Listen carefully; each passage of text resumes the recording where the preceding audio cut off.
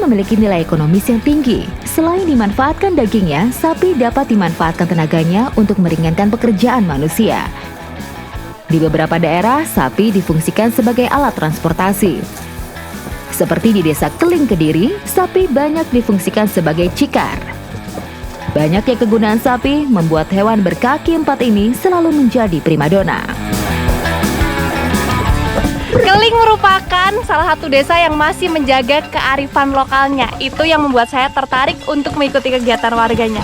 Dan sekarang saya diantar sama Mbah Sabarudin. Kita mau panen tebu. Ikuti jejak saya, jejak petualang. Keling merupakan desa bersejarah. Desa yang dikelilingi kebun tebu ini dulunya pernah menjadi pusat salah satu kerajaan terbesar di Pulau Jawa, yakni Kerajaan Kalingga. Dengan predikat desa bersejarah ini, hingga kini warganya masih mempertahankan kearifan lokalnya. Salah satunya dengan memanfaatkan sapi untuk membawa hasil panen tebu.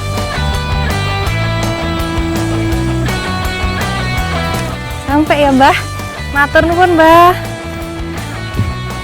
Saya tuh beruntung banget karena saya datang ke sini itu pas panen tebu. Jadi panen tebu itu cuma setahun sekali. Dan sekarang kandungan gula di tebu itu baru tinggi-tingginya. Yuk ikuti jejak saya, jejak petualang. Tanaman dari jenis rumput-rumputan ini hanya dapat tumbuh di daerah yang beriklim tropis dan subtropis. Tanaman tebu sangat tergantung dengan iklim. Jika iklim baik, maka akan menghasilkan tebu dengan kualitas baik. Demikian juga sebaliknya.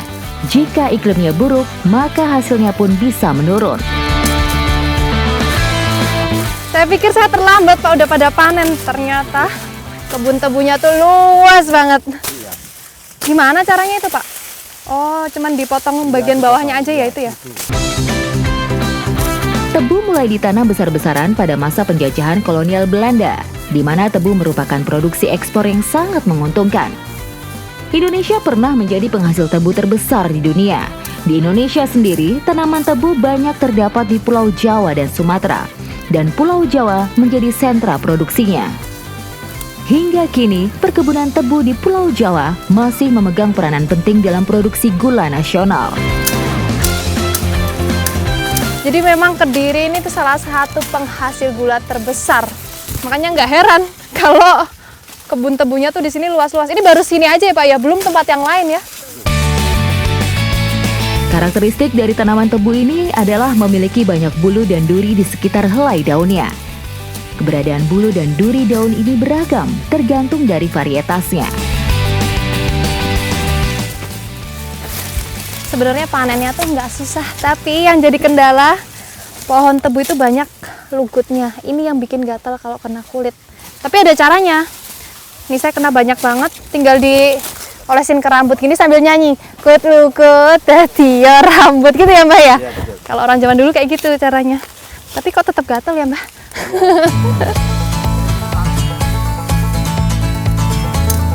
Jadi dalam satu kebun tebu ini memang ada yang sehat, ada yang kurang sehat ya Pak ya. Kalau yang kurang sehat gini nih, ini kurang tua ya Pak ya. Tapi kalau yang sehat nih, warnanya merah. Aduh. Jadi meskipun yang warna putih ini lebih gemuk, tapi belum tentu ini lebih sehat daripada yang ini nih. Pokoknya niteninya itu dari warnanya aja ya Pak.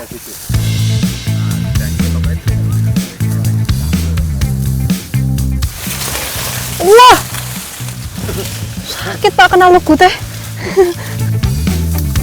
Tanaman tebu bisa dipanen sebanyak 3 kali. Setelah dipanen, tebu akan tumbuh tunas baru lagi dengan sendirinya. Namun kualitas akan menurun jika lebih dipanen sebanyak 3 kali. Sehingga setelah panen ke-3 kali, para petani mengganti tanaman tebu dengan bibit yang baru. Saya penasaran kalau masuk ke kebun tebu, nyasar nggak ya? Masuk. Ayo, ayo.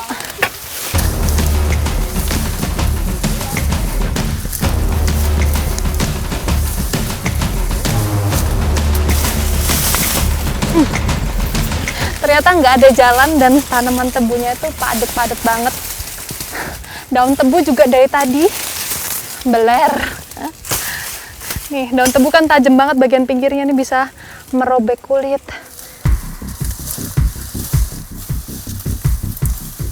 Saya nggak sanggup masuk lebih dalam lagi, takut nyasar. Baru berapa meter aja udah nggak ada jalan keluar takutnya.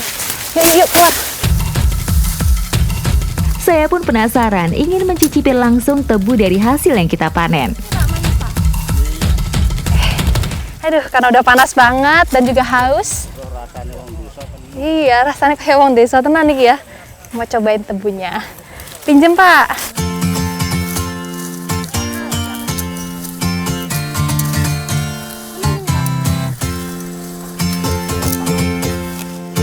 Coba ya, Pak.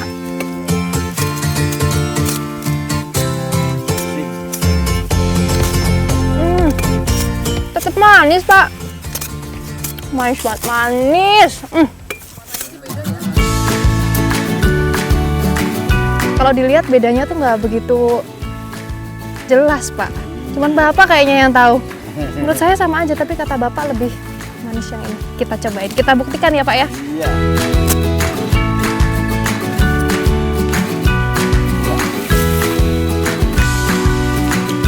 Oh iya, beda. Ini jauh lebih manis. Tadi yang pucuk, Asin. yang pucuk asin. Asin. Jadi enak yang bawah ya. Nah, Tak hanya batangnya saja yang dimanfaatkan, daun tebu juga dimanfaatkan banyak warga. Dado yang masih hijau kayak gini biasanya untuk pakan sapi. Tapi kalau yang udah kering kayak gini, biasanya dipakai untuk bikin apa, Pak? Belit. Oke. Produksi tebu nasional dalam setahunnya mencapai hampir 30 juta ton. Dan Jawa Timur menyumbang setengahnya sendiri dari produksi tebu nasional. Banyak banget ya, Mas ya? Jadi ternyata 4 hektar itu bisa menghasilkan 300 ton tebu. Dan tebu yang udah dipanen itu harus segera dibawa untuk diolah. Karena kalau tidak segera diolah, nanti kadar glukosanya akan berkurang dan juga berpengaruh pada jumlah dan kualitas gula. Tebu yang sudah dipanen kemudian dikirim ke pabrik gula untuk diolah. Berbeda dengan dokar atau delman, cikar ini merupakan alat transportasi tradisional yang menggunakan sapi untuk menarik gerobaknya tuh.